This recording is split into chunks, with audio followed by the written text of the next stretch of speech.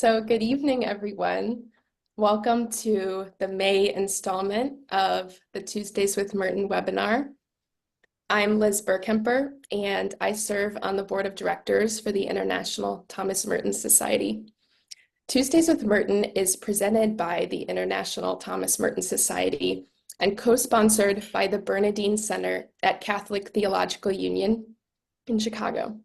Join us for this webinar series on the second Tuesday of each month. We will be taking a summer break, but we'll be resuming in September. Tonight's webinar will be recorded and available both on YouTube and as a podcast soon after the live event. The talk will be followed by moderated discussion and Q&A, and our speaker has provided discussion questions on which you can reflect and comment during this time. Or you can simply ask any questions you might have of the speaker after the talk. Now, I would like to turn it over to Paul Pinkoski, Vice President of the International Thomas Merton Society, to deliver our opening prayer. Good evening, everybody. I have chosen a prayer from the Asian Journal, written in the last year of Merton's life.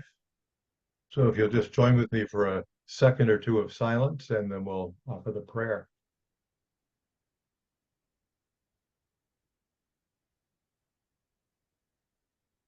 O God, we are one with you.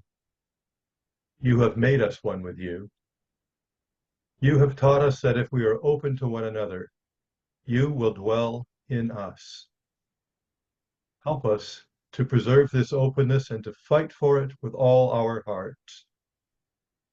Help us to realize that there can be no understanding where there is mutual rejection. O God, in accepting one another wholeheartedly, fully, completely, we accept you, and we thank you, and we adore you, and we love you with our whole being, because our being is in your being. Our spirit is rooted in your spirit. Fill us then with love, united in this one spirit which makes you present in the world and which makes you witness to the ultimate reality that is love. Love has overcome. Love is victorious. Amen.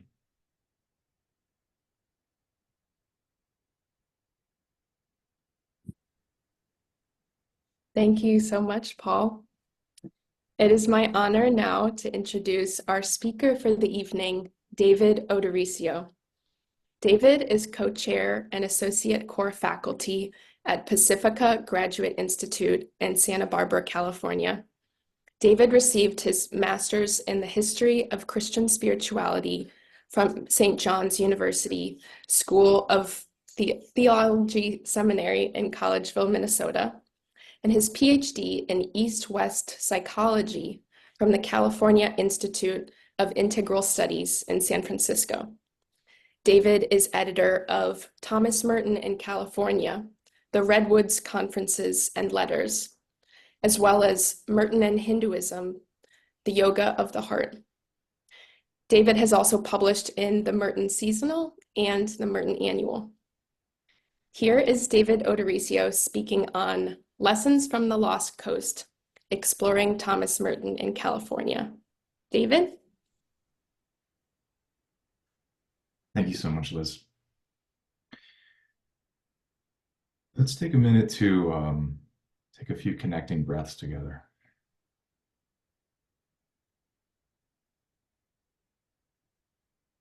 So noticing what's arising.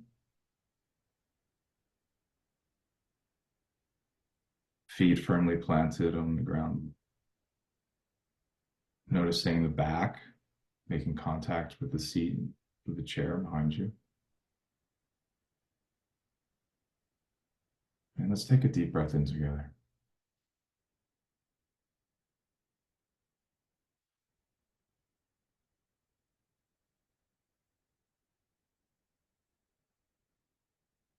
And one more.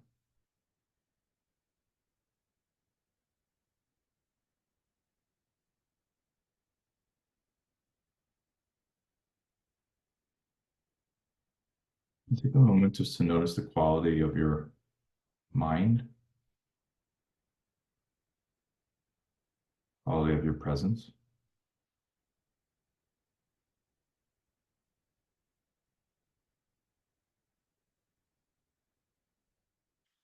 And take a minute to notice who's showing up this evening, or what you're carrying with you from your day, or where you happen to just arrive from.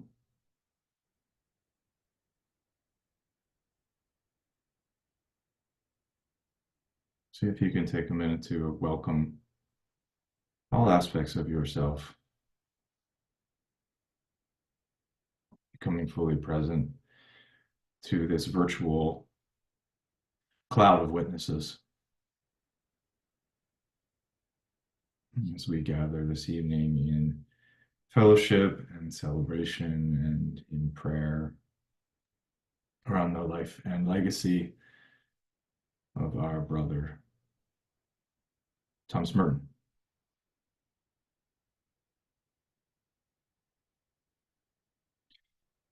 And this is another prayer, Merton prayer. This is from May of 1968. Lord, help us in all that we do and think to come closer to you and to love you more and more. Through Christ our Lord. Amen.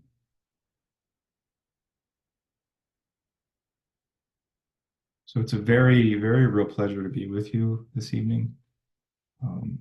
Thank you, Liz, for that generous introduction and welcome. Thank you, Judy and Paul and everyone who's involved with Tuesdays with Merton and the ITMS.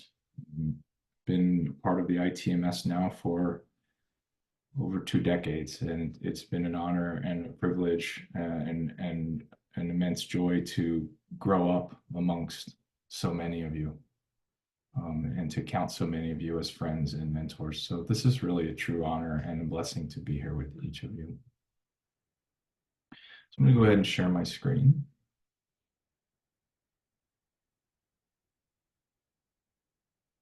That look okay?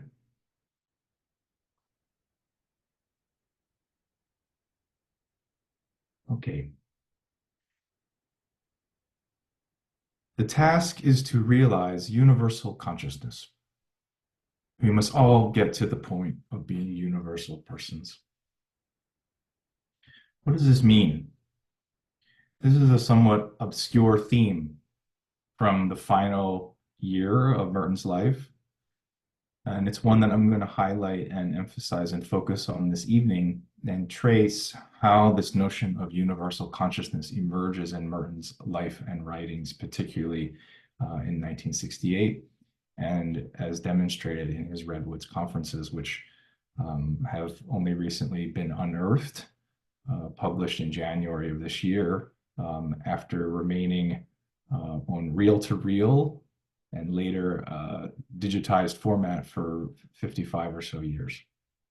So we're entering into a world that in many ways is very new, but also very familiar.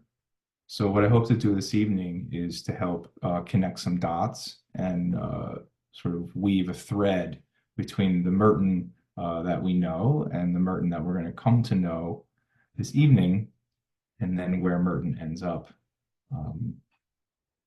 for the remaining months of his life. So I just want to begin with several acknowledgements. First and foremost to Sister Kathy DeVico, who's the abbess at Redwoods Monastery, and also the Redwoods Monastery community in Northern California. This work obviously would not exist without their blessing and without the grace and the faith and the trust that they have placed in me to complete this work. I owe a tremendous debt of gratitude to Sister Kathy and the Redwoods community for really allowing me to undertake this, what has been such a tremendous blessing for me.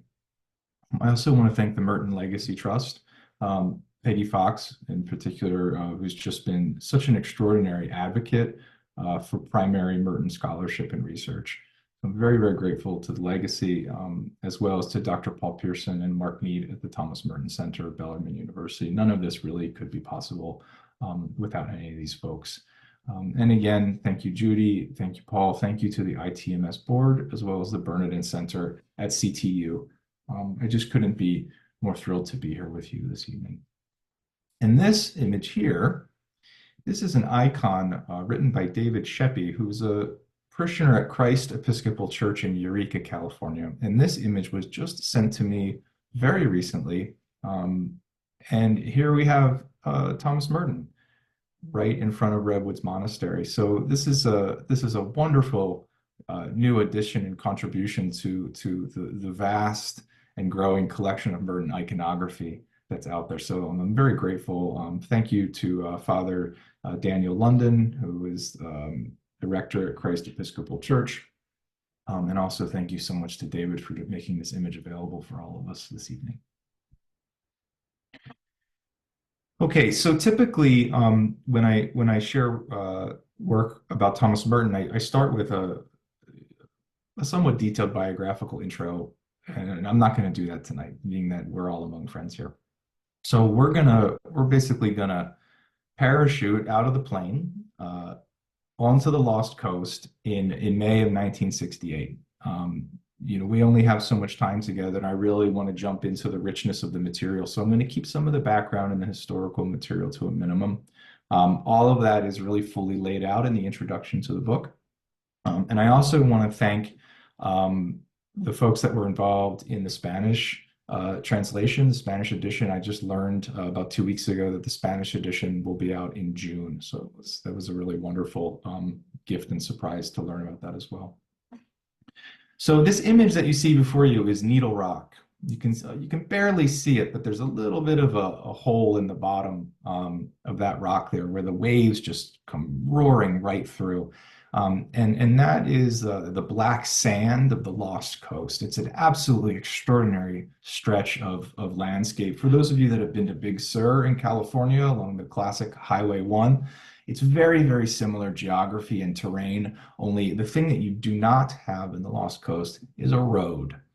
So there's a hiking trail. You can hike the Lost Coast along the actual coast, but you cannot drive it. So it's preserved a certain amount of wilderness and absolute rugged, natural, exquisite beauty. And I really fully believe that that is what attracted Merton to this landscape in this final year of his life.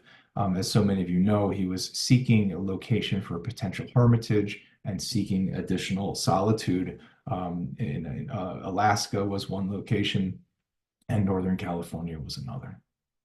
So here's a map just very briefly.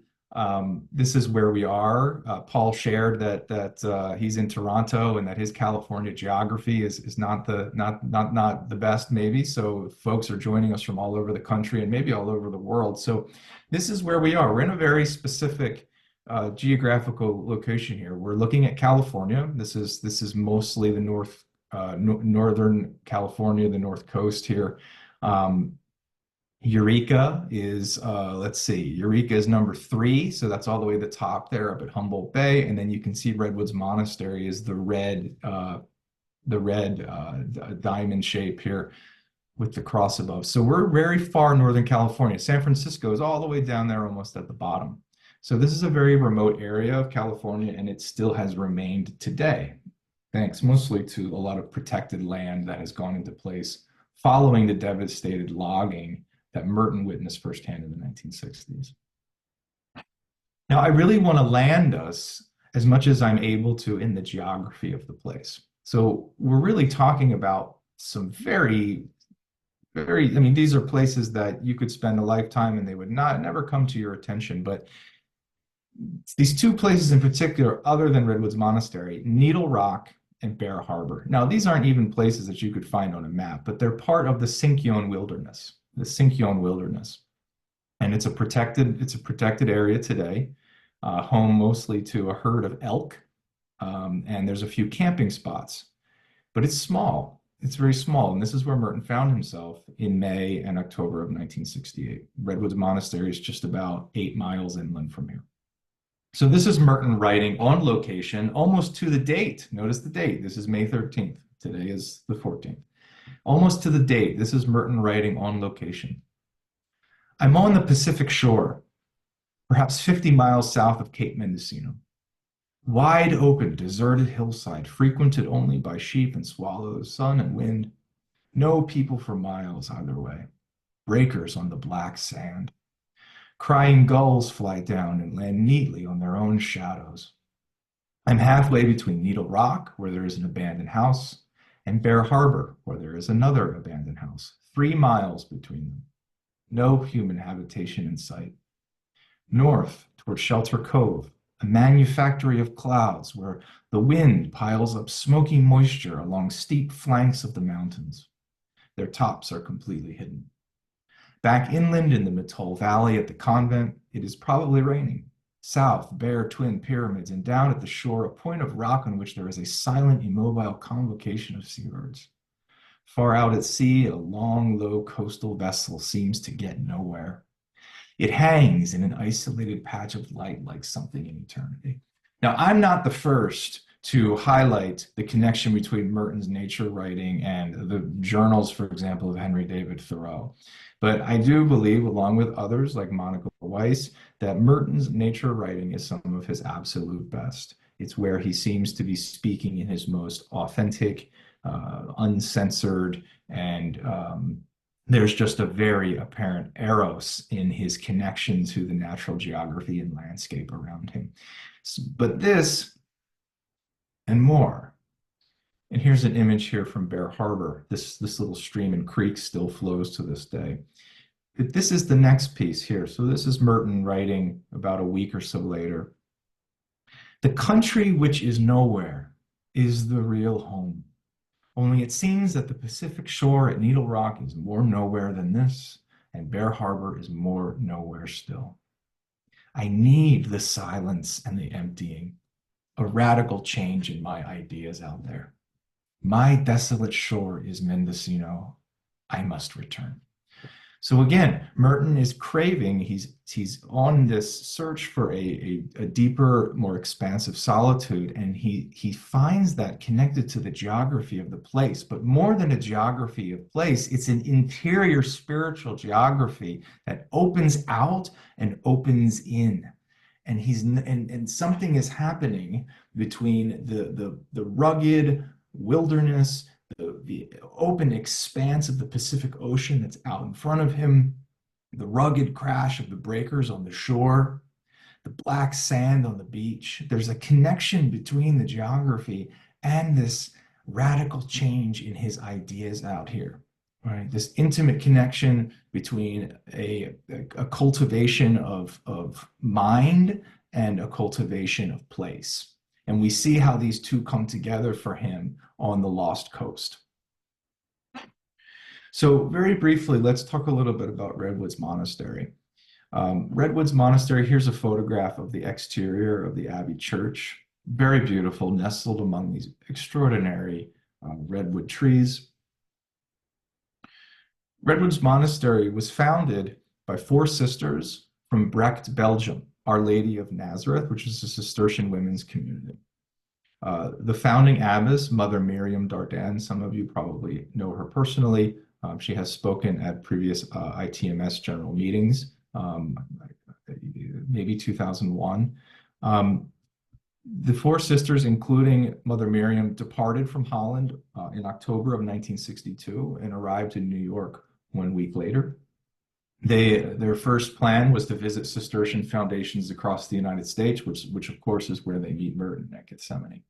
Miriam Dardenne described Merton as painfully shy. He could have been a taxi cab driver. So they had a very sort of informal and casual and intimate relationship almost from the beginning. Merton starts to correspond with her, and they start writing letters from 1962 all the way up until Merton's death. Some of the last letters that Merton wrote from Asia were to Mother Miriam and to the Redwoods community. So he developed a long-standing, intimate personal connection with her and with that community. The property that Redwoods Monastery is located on, which, by the way, they arrived on Halloween, 1962, 240 acres of land that was donated to them by an art director named Bob Usher, who heard a voice Okay, he heard a voice, an auditory locution that told him to give this land to God or to donate this land. So there's a certain mystery and depth and synchronicity of how all of this ended up unfolding, how Our Lady of the Redwoods Monastery came to be. And it's very interesting. Dardan described the land itself, harkening back to the original Cistercian foundation, that the land itself felt like the primitive citeau. So there's something about the wilderness of the land and the solitude of the land that in the imagination of the early, the founding members of Redwoods Monastery connected all the way back to these 11th century foundations of the Cistercian order itself. One of the absolutely, and I owe a debt of gratitude to Paul Pearson here for bringing this to my attention. One of the absolute extraordinary discoveries of doing this work was the uncovering of this newspaper essay written by Gracie Jones. Gracie Jones, an African-American Marin County mother who sought retreat to Our Lady of Redwoods Monastery as a way for her to come to terms with and to try to make sense of the assassination of Dr. Martin Luther King Jr. So her trip to Redwoods Monastery happened to coincide with the time that Merton was delivering his conferences in May of 1968. So Gracie was able to spend time with Merton, both at Redwoods as well as on the coast. And she wrote a very beautiful piece that I was able to publish and include in the book as an appendix that I definitely encourage you to look at for yourself. It's a very, very beautiful piece. She writes about Merton's time on the Lost Coast, their car getting stuck and Merton having to push it out of a ditch. I mean, the whole thing is actually quite funny as well as just very, very beautiful, just to show the way that most people have described Merton as very human, as very ordinary, as very loving. And she also took these pictures that had never been, at least I had never seen before.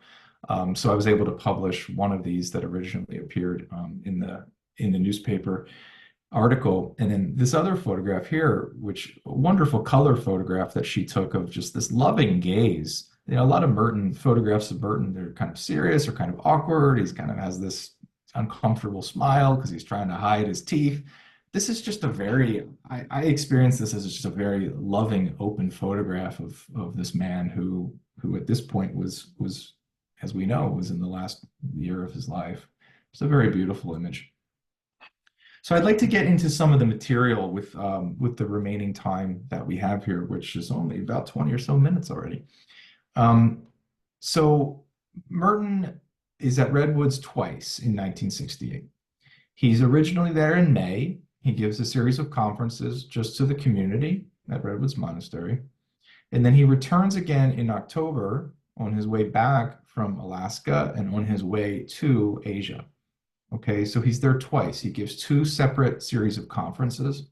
The October conferences, there were religious men and women religious from around the country because the topic was specifically about the House of Prayer movement, charismatic prayer that was happening particularly in Catholic circles in the late 1960s. What I want to focus on tonight, just for the sake of time, is just a few highlights from the May conferences, and that'll take us back to this notion of universal consciousness. So for, decades now, really ever since Merton's journals were published, I've been very intrigued by this passage from his journals, from the final journal, The Other Side of the Mountain.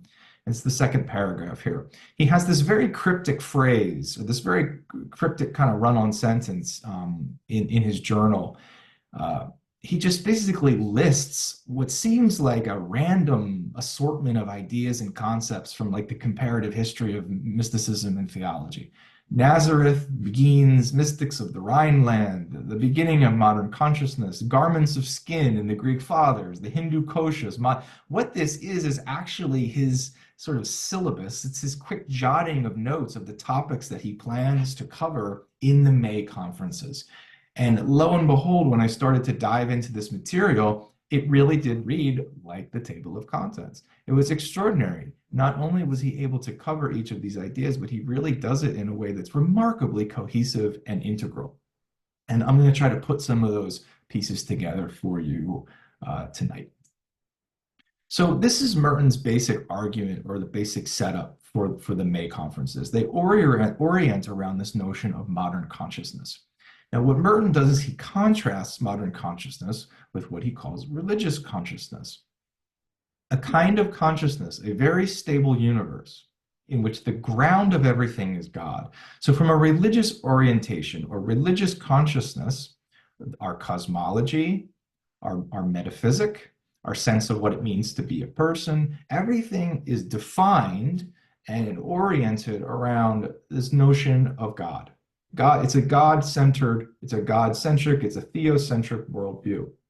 Merton compares and contrasts this with what he calls modern consciousness, which is the sort of type of consciousness or world that we are living in today, particularly in the American global West.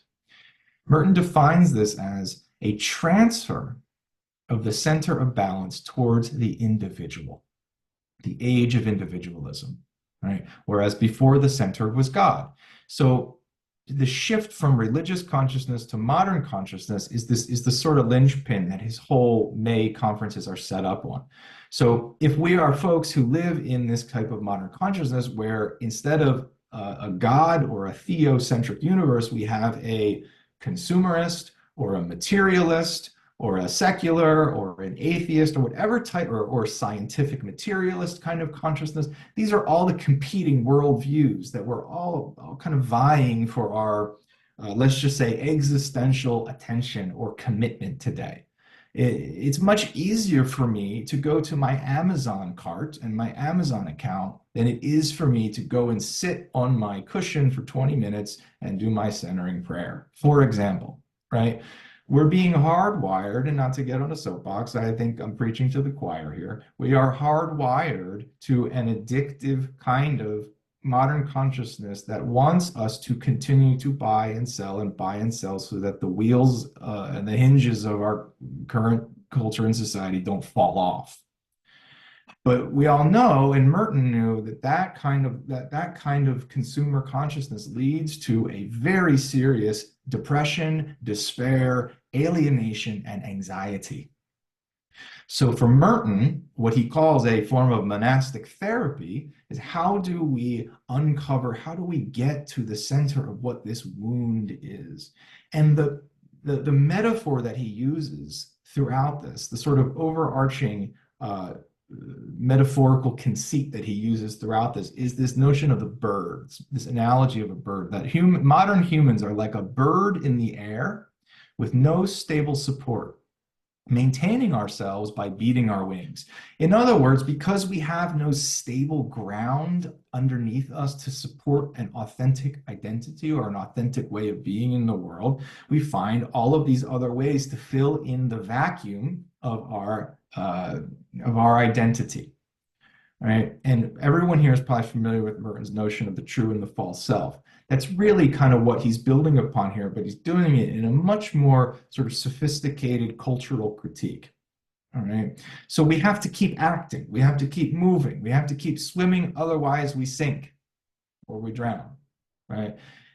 It's basically a culture of avoidance. He's naming a culture of addiction that continues to try to keep us separated from what he would call the true self.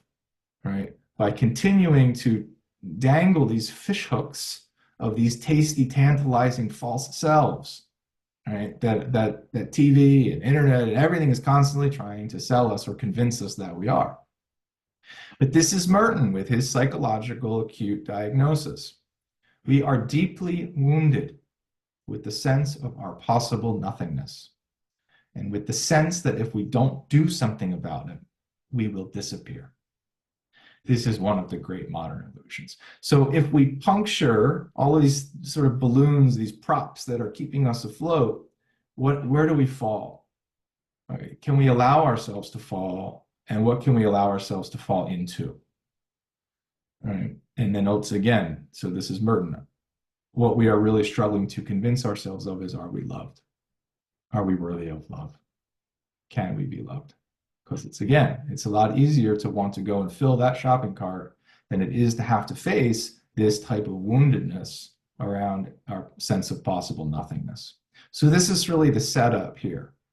So Merton then shifts of how do we then address if modern consciousness has created this type of existential alienation and vacuum, what is sort of an antidote or an alternative? All right, what are alternatives to modern consciousness? And what Merton ends up doing is this very brilliant sort of comparative mysticism type of approach to alternatives to modern consciousness that afford us the opportunity to experience a deeper level of consciousness than the I, the empirical ego, the everyday self, right? And one of the most brilliant comparative pieces that he does here is he unpacks this notion from the yoga tradition, very, very ancient tradition of what's called the koshas. Now, the koshas, many of you are probably not familiar with this idea. The koshas translates from the Sanskrit as sheaths. They're layers of consciousness. It's a type of psycho-spiritual anthropology of how the ancient yogic tradition understood the human person. It's not just that I am a body that's made of cells, or even that I am a body and a soul. It's a much more, let's say, sophisticated approach, that there's at least 5 layers of consciousness that this ancient Hindu tradition identifies. Right? You can see them laid out here. Merton was particularly interested in the mystical self, the Ananda Maya Kosha, which is also known as the bliss body. That's what it translates to, the bliss body. So that the core of this sort of Russian doll approach to the human person, the core is actually bliss. It's the bliss body. Right? Now, what Merton does is he compares and contrasts this sort of Russian doll approach to human psycho-spiritual physiology to this patristic notion of the garments of skin that you see, for example, in Gregory of Nyssa. Right? So now we're in the 4th and the 5th century. And as again, many of you are aware, in the patristic tradition, theology, the cornerstone of theology was scripture. And it was scriptural commentary, and it was scriptural interpretation.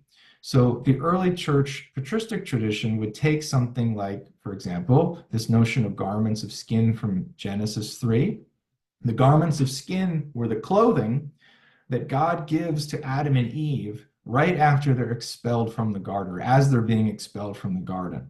God clothes them in garments of skin. So what does that mean? Basically like animal skins. Right?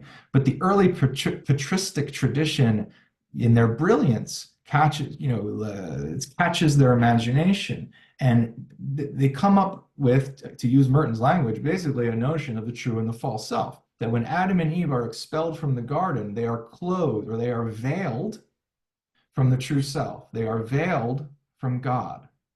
They are veiled in these garments of skin, which actually represents a superficial layer or aspect of our identity.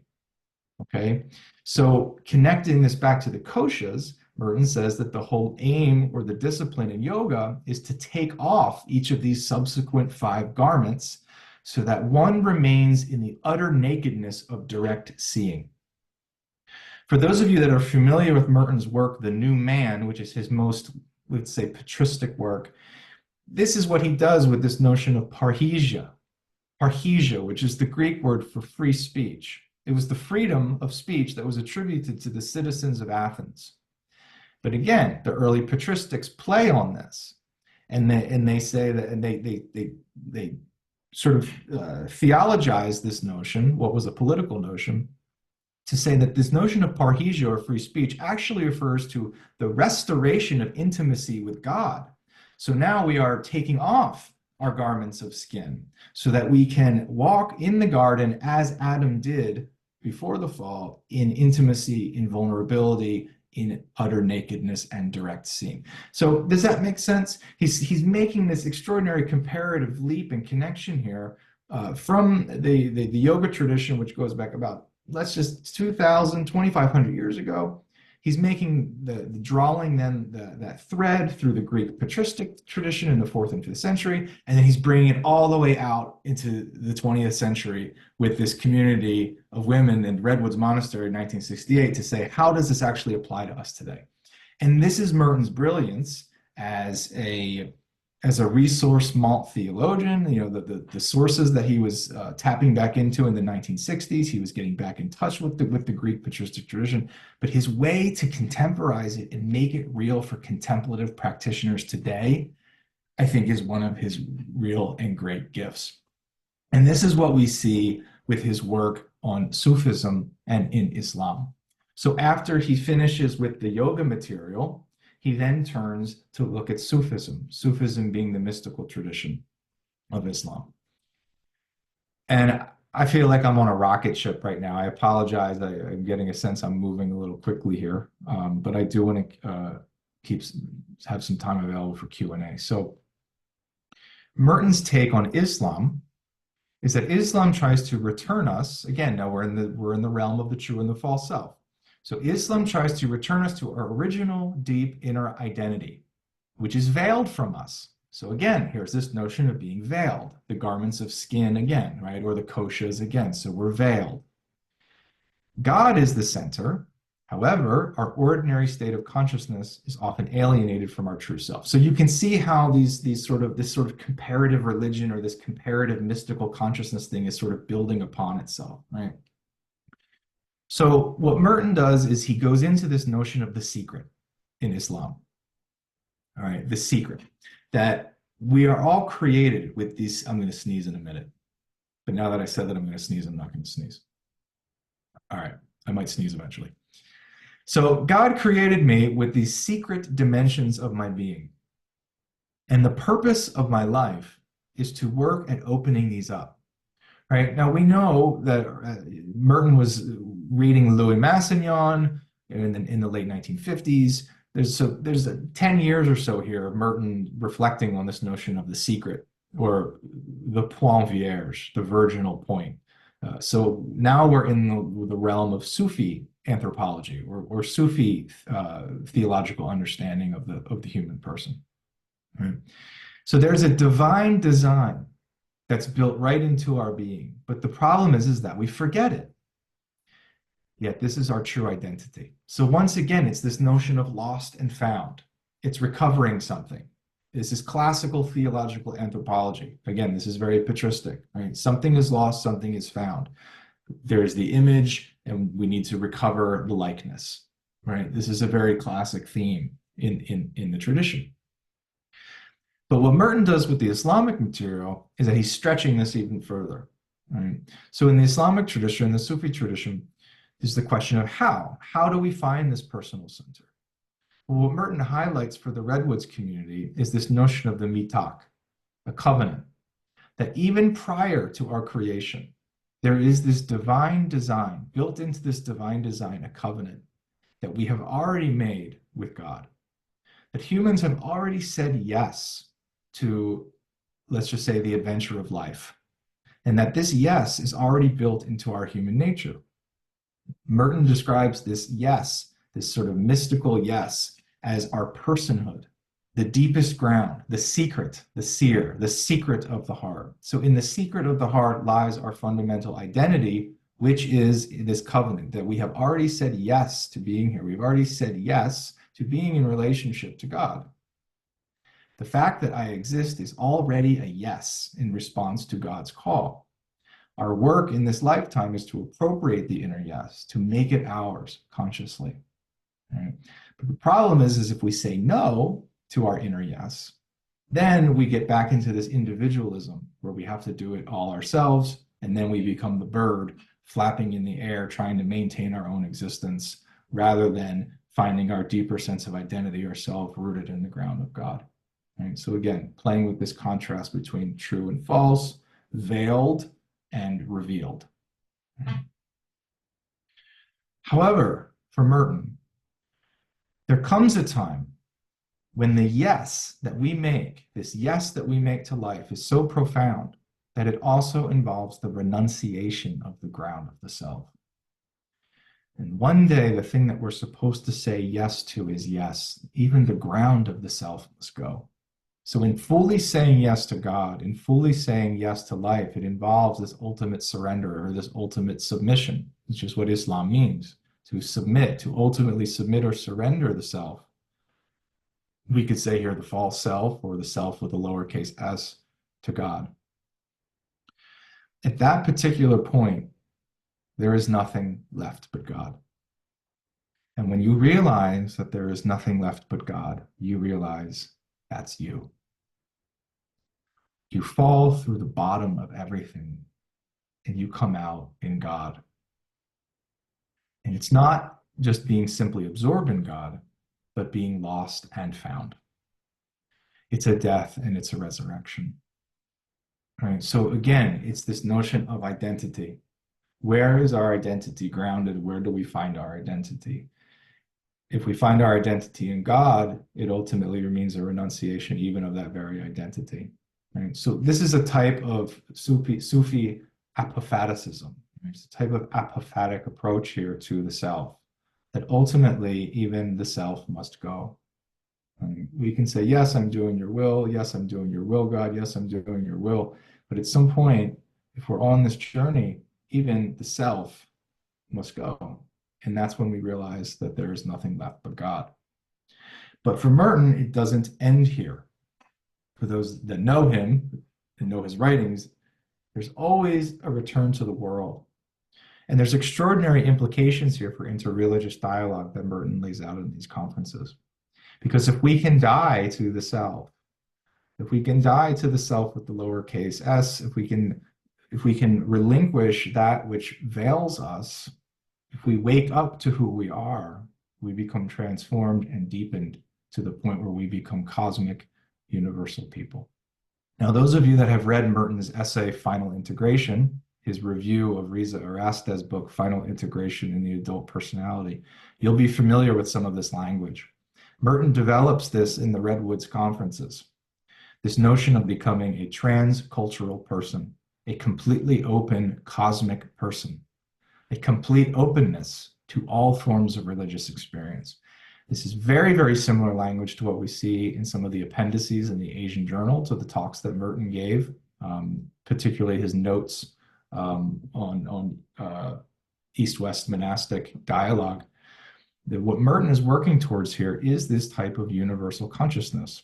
He's not talking about all religions being one. He's not talking about sort of collapsing any distinctions between religious traditions. What he's talking about is the ability to be faithful to one's own religious tradition, and at the same time to be completely aware of other traditions, and this is the important thing here, even participating in their experience. Even participating in their experience. And that's almost identical language, again, that we see towards the end of his life. So just to conclude here, and I apologize, I feel like I'm like a bullet train here. So hopefully we can have some time to unpack this in Q&A. But this is what we see in the very end of his life. And I'm not the first person to make an argument that this is where Merton was headed, or this is the kind of consciousness that he himself had developed by the end of 1968. But when he was in Santa Barbara in October of that year, he was talking about this notion of getting to the point of being universal persons. And then again, these notes that I just mentioned, we are witnessing the growth of a truly universal consciousness. So this is something that he was really keen on, and really, you know, I like to think about if Merton had one book left in him, like what would that look like? And you starting to gather all these pieces and threads together from 1968, this notion of universal consciousness really starts to come through as a potential key theme for him. I think I'll just close with this last piece here. This is probably one of the most often quoted Merton passages in all of his voluminous writings. If you penetrate to the inner secret of the ground of your ordinary experience, you attain to a liberty that nobody can touch. This kind of freedom and transcendence is somehow attainable. This is from Merton's final talk, on the last day of his life. But when we look at this talk, and when we look at this passage through the lens of the Redwoods conferences, all of a sudden you can see all of these threads, how they all start to unpack, and you can see how in each of these Redwoods conferences, and we only looked at really two, each of these different themes are there. This notion of the secret is there from the Sufi mystical tradition. the ground of our ordinary experience, to break through, to penetrate into the ground. This is Meister Eckhart. This is the Christian apophatic tradition. This notion of a liberty that nobody can touch. This is very close to Buddhist Dzogchen or Vajrayana language, the Vajrayana being the diamond vehicle in Tibetan Buddhism. So at least all three of these different traditions or influences we can sort of glean or unpack from this one extraordinary paragraph. And I think that's what has made and makes Merton such an incredible thinker and witness to these traditions, is that he was able to do this work of becoming a truly universal person, not only in his thought, but also in his life. So I just want to close with one of my favorite images here from the Gethsemane encounter. Again, this is an image that many of you have probably seen before, when the Dalai Lama visited the monastery of Gethsemane. And just to conclude with this quote from Merton in October of 1968, "At all costs, our real work is to deepen our lives." And I think that's the Redwood Conferences in a nutshell, because when we are able to break through or penetrate into this deeper ground of our being, there is the promise and the possibility of waking up and emerging as these types of universal persons that I feel like we are called to witness to today. So I will conclude there. Thank you so much for your time and your attention. I know it's late on the East Coast and where folks might find themselves, but again, it's really a privilege and an honor to be here with you this evening. So thank you so much.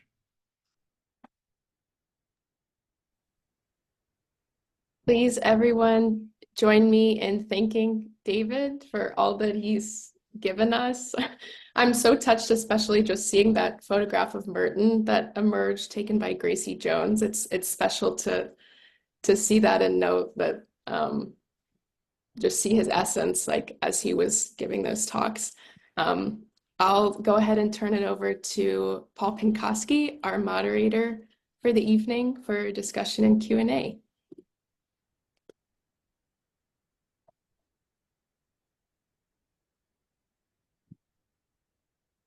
Paul, I think you're muted. Oh, unlike me. David, thank you so much for that. Folks, if you've got questions, you can approach it two ways. One, you can type your question into the chat box and we'll try and pick it up. If you are, oh, look, we have one hand up already, Bonnie Thurston, thank you. If you can navigate to the bottom of your screen, there'll be a spot where you'll be able to find under reactions, probably, to raise your hand so that we can actually have you speak directly to David. So choose one of those methods. And Bonnie, you've got your hand up, so why don't we start with you? Actually, I was just scratching my nose. But David, do you remember the work of Sidney Griffith on Merton and Islam? Yes.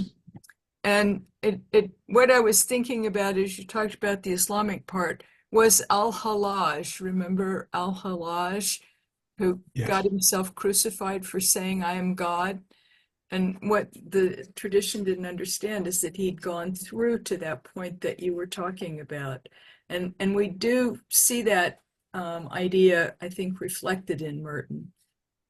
Anyway, just a footnote. It was a wonderful talk. Thank you. Thanks, Bonnie. Yeah, there's a really interesting part in one of the Redwoods conferences where Merton talks about Hallaj, and he says how he's not comfortable with those types of statements, the types of mystical utterances that were made by early Sufi mystics. He says that he much more prefers people like Ibn Arabi and the more sort of cosmo-theological types of vision. But yeah, certainly, I think you're completely right about the on al-Haq statement, that it was a breakthrough. It was a breaking through into a deeper kind of universal consciousness, and he clearly was crucified by his own tradition, literally, for that. Yeah. Thanks, Bonnie. It's really good to see you. Yeah, it is weird though, isn't it? How when we attempt to break through into the kind of into the kind of universal personhood that you're talking about. Our own traditions are usually not very happy with us when we do that. We'll just leave with that one at that. Pardon me? I'll just leave that one at that. I'll let your comment stand on its own. Thank you. Thank you. Appreciate it. Sally McLean. Yes, thank you, David. I'm just thinking about that last day that he died, and the conference that day, and you're mentioning this universality.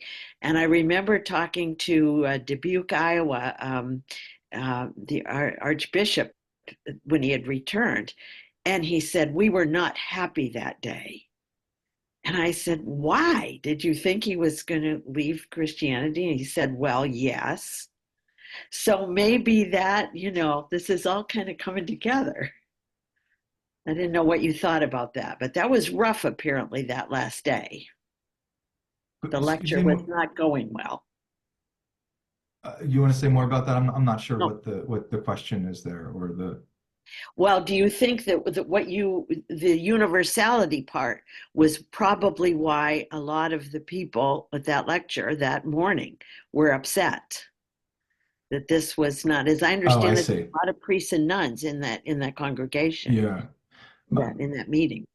My understanding, and there's probably folks here who could speak to this better than myself. My understanding is that there was a lot of confusion because Merton was speaking about Marxism and monastic perspectives, and people were like, I didn't show up here for a lecture on Marxist philosophy.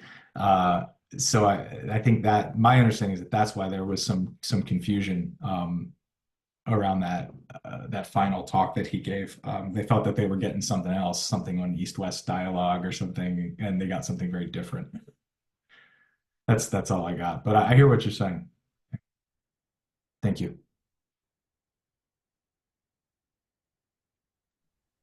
We've got a no, it's not a question. Sorry, it's just a positive comment from Mike Brennan in the chat. Mike, do you have a question for David?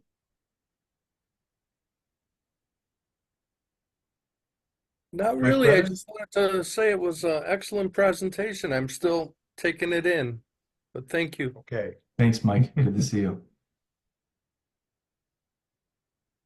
David, well, we're waiting for another hand to raise or a comment to come into the chat. I was intrigued by the beauty of the photographs that you had in slide after slide that were put beside Merton's comments or quotes of this inner search and inner freedom. And you did make a point of referring to the particular geography of the coast. Do you see, or what do you see in is the relationship between the actual place and outer landscape and the exploration of the inner? It's a great question. Thanks, Paul. The first word that comes to me is expansiveness. I think that there's an expansiveness between the geography of being located, basically perched on the Pacific coast. And he also refers to it as that Asian Ocean, so it wasn't lost on him that he's facing west. Our east facing west. So I think that there's an expansiveness to it, and I'm just riffing out loud here based on your comment, but I think that there is that sort of global expansiveness, and that sort of there. I think the coast, because I live here and I've spent a lot of time now in this area, like there is something that is very universal. I think about the landscape here, particularly the Asian infusion and the immigration that happened on the West Coast was very different than that which happened on the East Coast. There's a different flavor, there's a different openness, particularly Eastern philosophies and Buddhism that's suffused in the culture, particularly in the San Francisco Bay Area. But about the geography itself, I think it is something about the wildness and the openness, that there's a freedom that spoke. I mean, these were all qualities that were very dear to Merton, particularly freedom. And I'm imagining he certainly felt that, very much so on the West Coast, and particularly on the coast. Thank you. We've got a comment from Mark. What I really value about your book, David, is the conversational aspect of Merton's presentations. People are asking questions as he's giving his lectures, and he's answering them. They are dialoguing back and forth, and all the laughter. Thank you for bringing this book into being. David, that prompts a question from me. There are other volumes of Merton's lectures that have little or none of the audience participation in them. Why did you make the decision to have the comments, the laughter, the side comments about beer, the quips about liturgy, about modern liturgy? You kept all of that in. Why? I wanted to make it as living as possible. I wanted readers to be able to experience the talks in the way that I was experiencing them, because I was fortunate enough to be able to listen to them, 25 plus hours of material. And they're just so rich and embodied and human and participatory. And they're participatory in a way that Merton's novitiate conferences are wonderful, and they are wonderfully fun. But those were younger men who were not always able to sort of challenge or question Merton as peers. And some of the questions and comments from the Redwoods Monastery community are very rich and very deep, particularly from Father Roger, who was the chaplain, the Cistercian monk who was also the chaplain there. His questions, Miriam Dardan's, even postulants that were there, like they're deep. They're very, very deep. So it felt important to include their voices as well. And then also the informality of it and the laughter that you mentioned, they're just really fun. And I wanted to capture that sense of fun and playfulness. Thank you. Mike Brennan tells me that Tim McHard is raising his hand. Tim, do you have a question? Would you Yeah, like to I have unmute? a question or a commentary, and thank you, David, for the presentation. I appreciate how you synthesized the material for a short hour presentation. One of the things you mentioned kind of triggered something in me, which is that you said, would his last book have been about the universal consciousness? And I'm wondering if that might have been the geography of Laguerre. I'm a huge fan of Merton's poetry, and I think he synthesized all that material that you covered in that book to a large degree. Anyway, I throw that out as a question or a comment. That's very interesting. I appreciate that. Thank you, Tim. I don't know, this is just coming to me right now. It would make a really interesting study. It may or, I don't know, may or may not have been done. I almost wonder if you could track Merton's poetry from the 1940s and onward to see if the ideas that eventually appeared in book form appear first as poems or poetry. I'm literally just intuiting out loud. I think that's a very interesting point. I think somebody like Pat O'Connell probably have something very interesting to say about that. But I wonder if you're right. I wonder if it's sort of, these notions appear first in symbolic form through poetry and through metaphor, and then only later is he able to extrapolate it into some sort of more like philosophical or like spiritual piece. I don't know. That's great. Thank you. Great question. Thank you. Yeah. Pamela Cranston, you've got your hand up there. Would you like to unmute and ask David a question? Hi, David. Thank you again for a wonderful presentation. I've had the privilege of going up to Redwoods Monastery for almost 50 years on retreat. Wow. Yeah. And have seen all the changes that have gone through the community. And I was particularly interested to know if you could share some more about what the sisters' response and Brother Roger's response was to Merton and what he had to say, and how it perhaps affected the community, if you know. I know the only one left now who attended those conferences was Sister Veronique, who now is like 91, I think. Yeah. And so are you asking? remarkable. I'm sorry. Are you asking like in the 1960s, or are you asking today? Well, from the 60s up through their time, I know that he has always had a profound effect on them, but I guess in the next 20 years after that, how it might have or have they shared with you how his presence and how his talks affected them? Did any more comments about that? Yeah, I mean, I can only share from my own limited experience that there seems to be just a very general but palpable enthusiasm. I mean, the first time that I went to visit Redwoods Monastery was maybe was over a decade ago, and that's sort of the first thing is like, oh, this is the room that Merton stayed. And I mean, when there's a Merton connection, it's very clear, it's very living. It's very similar to my experience with relationships here at the ITMS. I mean, it creates a kind of electricity and an excitement that's what people want to talk about. I mean, the painting that Merton gifted to Redwoods Monastery from India still hangs in their abbey, as you know, still hangs in the abbey church to this day. So I think it's very much a living, continued relationship. And my hope is that this book would sort of bring the full richness of the story to life and open up this chapter that could then contribute to the legacy of not just Merton, but also the legacy and the history of Redwoods Monastery itself, and really tell the full story as it deserves to be told.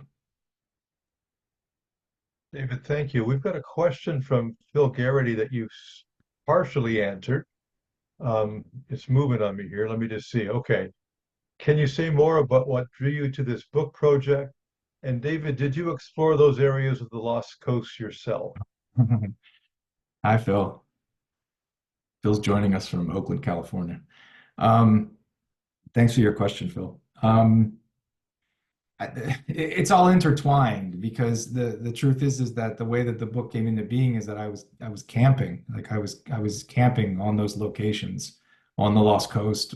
My partner Joanna and I went on a Northern California road trip about a year into the pandemic, and I just felt this deep calling. I had just finished the Merton and Hinduism book through Fons Vitae, and I just felt this deep calling to revisit some of these places that I hadn't been to in like a decade at that point. So I was like, let's stop at Redwoods Monastery, let's just visit. And that is what led to everything. I wanted to give Sister Kathy a copy of the Merton and Hinduism book. And then we just kind of like, she just was like, hey, here's all this material.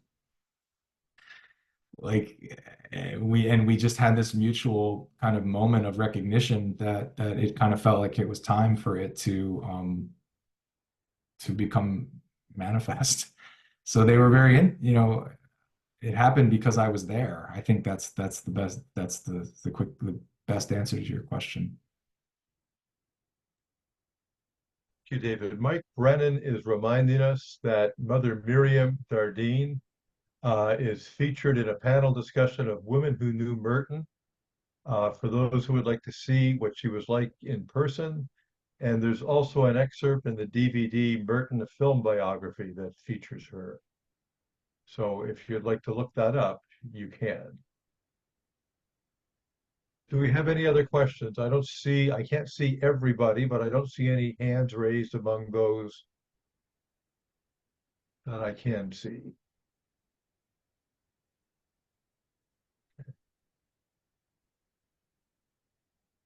Pamela has a question in the chat about the audio. So the audio of the tapes are let's just say the intellectual property of Redwoods Monastery. So there's certain restrictions around that material.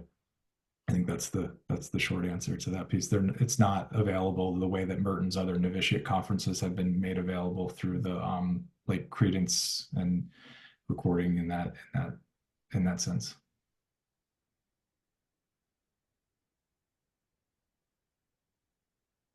Okay. Daniel.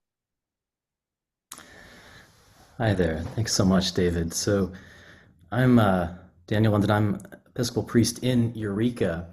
And I should say that David's coming here this weekend. So those who asked about him visiting Lost Coast, he's going to be here in a few days. What occurs to me is this idea of the secret, the Sufi secret, and I also thought about al-Hallaj. And one of my favorite passages in the book is this Sufi joke. It's a little too long for me to read it here, but it's on page 230. But it's talking about the idea of the lost pearl and the lost treasure. He says that's a big Sufi thing. He tells this amazing, hilarious story of Nasruddin. But it just makes me wonder about, the lost coast. There's something about the remoteness of this place, and then the secret of this place. This place is sort of the great secret of California. And then within the Lost Coast in Humboldt County, the great secret is the Redwoods Monastery, which a lot of people here are not aware of. And what draws me to those places is the remoteness and the emptiness. So I'm just sort of seeing some resonances there. And yeah, I'm wondering if that resonates with you, David, and really excited to have you come over. He'll be giving a workshop and then preaching at Pentecost at Christ Church Rica. And we're going to try to record it. So if you want to experience that, stay tuned. Thank you for that wonderful plug and announcement. We can't end Mass we can't end the service without announcements. So thank you for that. We're all going to know. We're all going to meet for coffee and donuts in the rectory. Daniel, I think you just actually helped me answer maybe another layer of Paul's question earlier about the geography, and I think that's it. And you've spent a lot more time in the redwoods than I have, but being in a redwood grove is like being lost. It is very easy to feel lost in a redwood grove. I mean, the size of the trees, they just absolutely tower and swamp the individual self. So I think being in a redwood grove in and of itself is like having this type of mystical experience that the Sufis are talking about being lost and being found in God. Because the self, the individual self, the egoic self, the self of the I, the self with its neurotic worries and concerns that needs to flap like a bird in order to maintain its existence, when you're standing in a redwood grove, all of that goes away. And you fall through the bottom. You fall through the hole in the bottom and you come out in God. When you're standing in those groves that are just completely Jurassic, with ferns, these giant ferns, and the absolute silence of these forests, it's not you and God. It's just God. It's God in the trees because you're not there anymore. Yes, and I think that's a really, thank you, Daniel, because I think that image actually kind of weaves and ties together everything that I hope I didn't sort of rush through too quickly to make my point. But that's really, I think, that's the purpose of the book. Is how do we lose ourselves and find ourselves in God? And I think that was the purpose of Merton's monastic life. And I think that was the purpose of his literary life as well. So thank you. Yeah. I really appreciate that. Thank you. Yeah. And I noticed he doesn't quite say it that succinctly in the way you just said it, but you can tell he's saying, oh, I was talking about this on the car, but then I just stopped talking because I just became in complete awe of the redwoods. So you can tell the redwoods speak to a very deep part of himself, that secret part of himself, and feed that spiritual hunger. Yeah, thank you. Okay, we have Richard Straw, Michael tells me, is raising his hand. Richard, do you have a question for us? Oh, hi, I'm from North Carolina. Can you hear me? It was just Yes. a question about it was a foreground to his thinking about universal personhood. And I was wondering if you had traced some of that foreground through his writings toward the end of his life. I'm thinking particularly of contemplative prayer, the climate of monastic wisdom, and inner experience, as well as his journals, like the Asian journal and his other journals that he kept before he went on his Western trip. Eastern trip. Yeah, thank you. Thank you, Richard. Yeah, I think so. My struggle this evening was that, so I submitted here's another plug. I recently submitted a proposal for the next International Thomas Merton Society General Meeting, which is at Regis College in Denver next spring. And I hope to talk more if the proposal is accepted. I hope to speak more about this notion of the secret and this notion of transformation into universal consciousness. So the piece that I left out tonight, which was the foregrounding, I only briefly mentioned it. It's Merton's notion. Well, it's not his notion. It's this Iranian psychotherapist named Reza Arasta, and this book, Final Integration in the Adult Personality. Those are the seeds. This notion of final integration, this notion of transcultural consciousness. These are the seeds for where Merton takes this in the final year of his life about becoming universal persons. Now, there's a whole section in the book about Ibn Arabi. There's a section on Ibn Arabi and what Merton refers to as religious ignorance, that the religiously, this is going to completely give away my thesis for my talk next year, but I'll do it anyway. We're all friends here. This notion in Ibn Arabi of religious ignorance, that the religiously ignorant person is not the person who does not know religion, but the religiously ignorant person is the person who only clings to their own religious tradition. And then Merton develops this notion in Ibn Arabi out into the universal, the cosmic person. This notion of a cosmic person is very much in the Sufi tradition, and it's very much in Ibn Arabi. And that's where Reza Arasta gets the idea. Okay, so it's very much in the Sufi Islamic tradition. And if you read some of the poetry, for example, Rumi's poetry, or if you read the poetry of Hafez, there's a lot in here where they make fun of people who are this sort of religiously, let's just say religiously illiterate or religiously ignorant types of people who only cling to their own religions because they cannot see the true God who manifests in a myriad or a plurality of religions. That is the person who is truly, to quote another Merton ITMS theme, wide open to heaven and earth. Does that help? Is that helpful response? Yes. And there was a predecessor. It's probably unrelated. And I'm not a Merton scholar. I read a lot of Merton, but Richard Maurice Buck in 19th century wrote a book called Cosmic Consciousness, in which Walt Whitman is highly featured, as well as other people who had expansive universal consciousness. Yeah.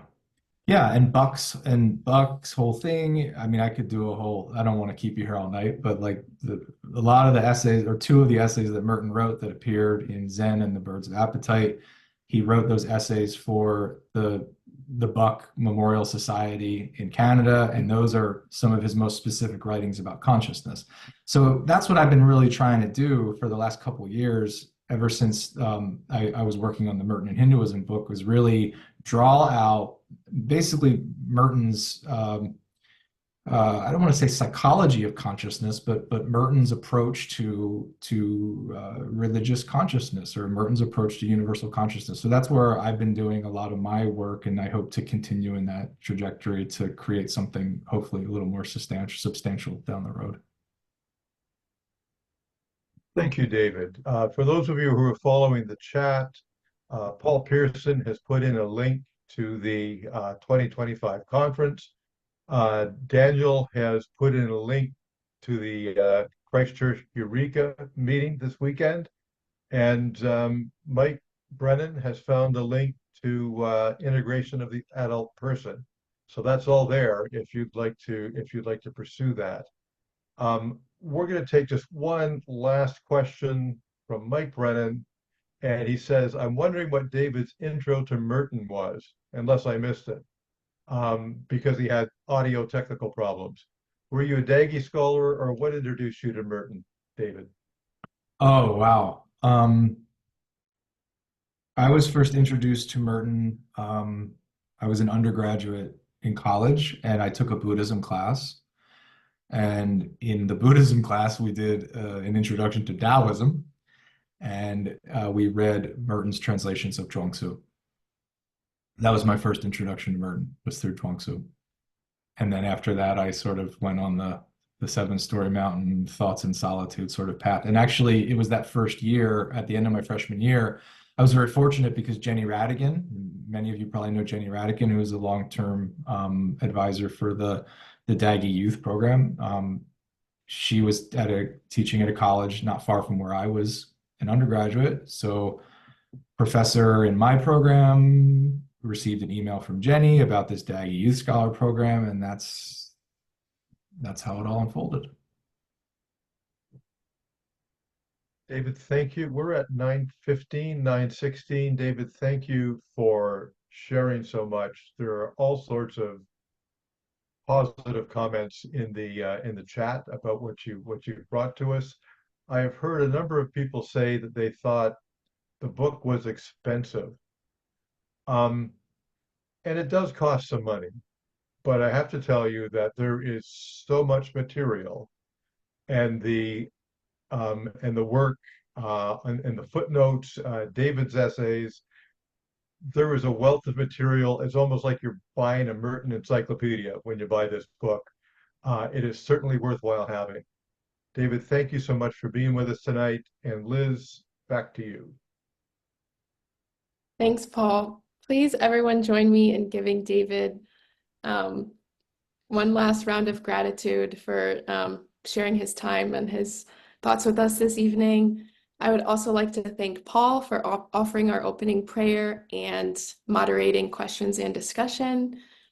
And also, we can't forget to thank Christine Penkoski, who's working behind the scenes to provide technical support for tonight's webinar. Thank you, everyone. If you'd like to access this recording or others, you can find links at merton.org/ITMS.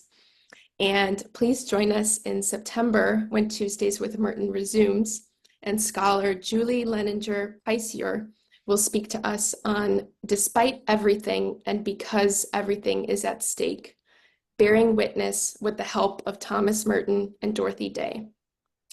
In some other news, the ITMS Scholars Retreat will be held June 21st to 23rd at the Abbey of Gethsemane with special guest singer-songwriter Carrie Newcomer. There's currently a waitlist for the retreat, but if you would like to join us, please let us know as slots may open up. We also hope to have a one-time special event over Zoom during the summer while Tuesdays with Merton is on break, so we'll keep you informed about that. And if you would like to learn more about the work of our co-sponsor, the Bernardine Center at Catholic Theological Union in Chicago, please visit ctu.edu/academics/Bernardine-Center. If you would like to become a member of the International Thomas Merton Society and receive the Merton Seasonal Magazine, as well as updates on our upcoming programs and conferences, and information on new books published about Thomas Merton, you can join us as a member online at merton.org. Thank you once again, everyone, for joining us this evening and continuing to spread the word about Tuesdays with Merton. Take care, everyone, and we look forward to seeing you in September. Bye.